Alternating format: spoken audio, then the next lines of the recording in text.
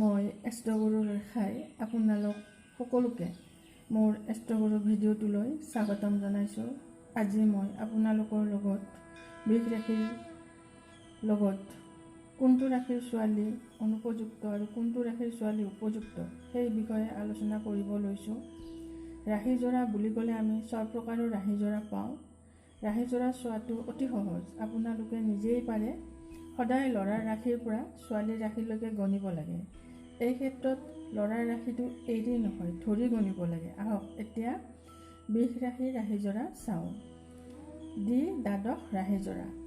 এইবিধ ৰাশিজোৰা মতে বৃষ ৰাশিৰ ল'ৰাৰ বাবে মেষ ৰাশিৰ ছোৱালী হয়। অকণমান বহলাই কৈছোঁ। যেতিয়া আমি কুণ্ডলী বিচাৰ কৰোঁ তেতিয়া দ্বিতীয় ভাৱ ধন আৰু 12 নম্বৰ ভাৱটো খৰচৰ। বৃষ ৰাশিৰ পৰা মেষ ৰাশিৰ 12 নম্বৰ ভাৱত অৰ্থাৎ খৰচৰ ভাৱত আৰু কন্যা ৰাশিৰ পৰা দ্বিতীয় ভাৱত পৰে। অৰ্থাৎ এই ৰাশিজোৰাত বিয়া হোৱা দম্পতীৰ মাজত খৰচৰ মাত্ৰা বেছি হ'ব আৰু আৰ্থিক অৱস্থা দুৰ্বল হ'ব। সেয়েহে এই ৰাশিজোৰা ত্যায্য দেখা যায়। এই ক্ষেত্ৰত বৃষ আৰু মেষ ৰাশিজোৰা আহে। গতিকে এই বৃষৰ লগত মিথুন আৰু বৃষৰ লগত মেষ নিষিদ্ধ। নৱম পঞ্চম ৰাশিজোৰা। বৃষ ৰাশিৰ পৰা নৱম ভাৱত মকৰ ৰাশি আৰু পঞ্চম ভাৱত কন্যা ৰাশি। গতিকে বৃষ ৰাশিৰ লগত কন্যা আৰু মকৰ ৰাশিৰ ছোৱালীৰ ৰাশিজোৰা নাহে। কাৰণটো জানো আহক। এই ৰাশিজোৰাত বিবাহ হ'লে সংসাৰৰ প্ৰতি বিৰক্তি তথা সন্তানৰ হানি কৰায়। নৱম স্থান ধৰ্মৰ স্থান। এই ৰাশিজোৰাত তপ, ত্যাগ, দাৰ্শনিক দৃষ্টি প্ৰবল হয়। দাম্পত্য জীৱন সুখৰ কৰিবলৈ আকৰ্ষণ, অনুৰাগ, আসক্তি থাকিব লাগে। কিন্তু নৱম পঞ্চম ৰাশিজোৰাত এই ভাৱনা নাথাকে। পৰিণামস্বৰূপে দম্পতীৰ গৃহস্থ ধৰ্মতকৈ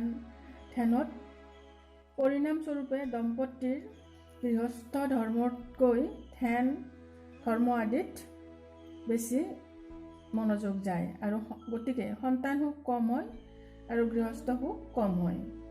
বৃষ ৰাশিৰ কন্যা আৰু মকৰ ৰাশিৰ লগত ৰাশিজোৰা নাহে।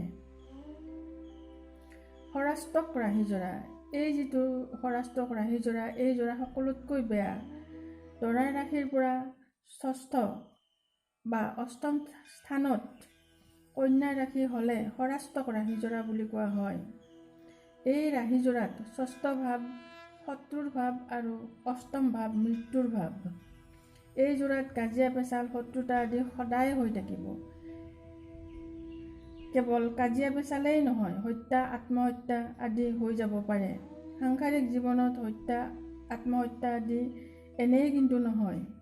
বৃষ ৰাশিৰ বাবে তুলা আৰু ধনু এই ৰাশিজোৰাত পৰে। ৰাশিজোৰা চোৱা কিমান দৰকাৰ নিশ্চয় এতিয়া বুজিছে। আহকচোন আমি উপযুক্ত ৰাশিজোৰাখিনি চাওঁ। তৃতীয় একাদশ ৰাশিজোৰা। এই ৰাশিজোৰাত আৰ্থিক স্থিতি যথেষ্ট ভাল হয়। বৃষ ৰাশিৰ বাবে বৃষ ৰাশি আৰু কৰ্কট ৰাশি আৰু মীন ৰাশিৰ ছোৱালী এই জোৰাত পৰে। প্ৰথম আৰু সপ্তমত দাম্পত্য সুখ আৰু ভাল সন্তান প্ৰাপ্তি ঘটে। বৃষ ৰাশিৰ বাবে এই জোৰাত হ'ল বৃষ ৰাশি আৰু বৃশ্চিক ৰাশি। চতুৰ্থ দশম ৰাশিজোৰা। এই ৰাশিজোৰাত পতি পত্নীৰ মাজত অত্যন্ত ভালপোৱা থাকে। বৃষ ৰাশি ল'ৰাৰ বাবে সিংহ ৰাশি আৰু বৃষ ৰাশি ল'ৰাৰ বাবে কুম্ভ ৰাশি। অৰ্থাৎ বৃষ ৰাশিৰ বাবে সিংহ ৰাশিৰ ছোৱালী আৰু কুম্ভ ৰাশিৰ ছোৱালী এই জোৰাত পৰে। মই যিমান পাৰোঁ সিমান মুকলিকৈ এই বিষয়টো আলোচনা কৰিলোঁ আৰু ইয়াৰ তাৎপৰ্যসমূহো ক'লোঁ। ইয়াৰ ভিতৰত এটা ব্যতিক্ৰম ৰাশিজোৰা আছে যিটোত ৰাশি স্বামী এক হয়। অৰ্থাৎ যদি দৰা আৰু কন্যাৰ ৰাশিৰ স্বামী একে হয় তেতিয়া সেইটো গ্ৰহণযোগ্য হ'ব। যেনেকৈ বৃষ আৰু তুলা। বৃষ ৰাশিৰ ৰাশি স্বামী শুক্ৰ, তুলা ৰাশিৰ ৰাশি স্বামী শুক্ৰ।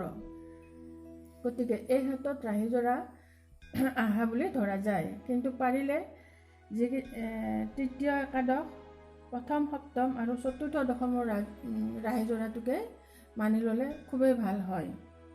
যদি ৰিলেশ্যনশ্বিপত আছে তেনেহ'লে এই কথাটো অৱশ্যে বিবেচনা কৰি চাব পাৰে, আদাৰৱাইজ বৰ্জন কৰিলে ভাল।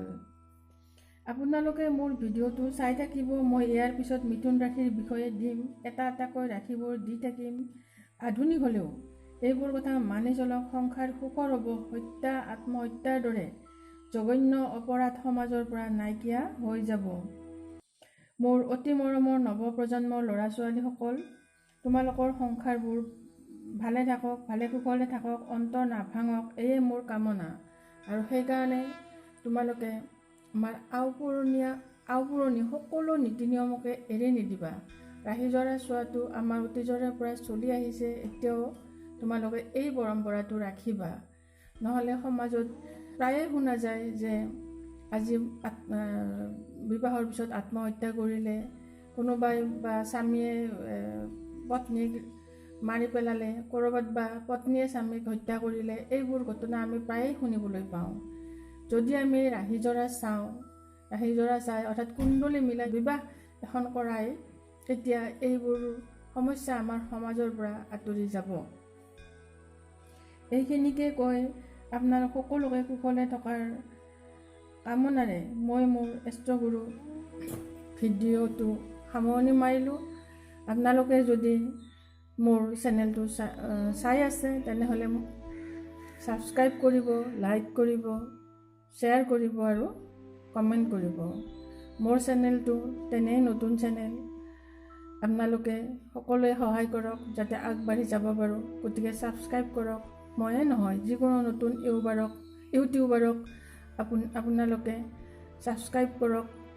তেওঁলোকৰ লগতে মোকো উৎসাহিত কৰক যাতে সমাজখন, আমাৰ ৰাজ্যখন, আমাৰ দেশখন আৰ্থিকভাৱে টনকিয়াল হয়, কৰ্মব্যস্ততা মানুহৰ জীৱনলৈ আহে।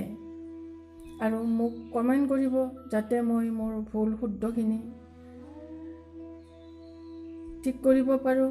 আৰু লগতে যদি ভাল পাইছে তাকো জনাব, আৰু যদি কিবা বেয়া পাইছে তাকো জনাব। মই নিজক শুধৰাবলৈ যত্ন কৰিম।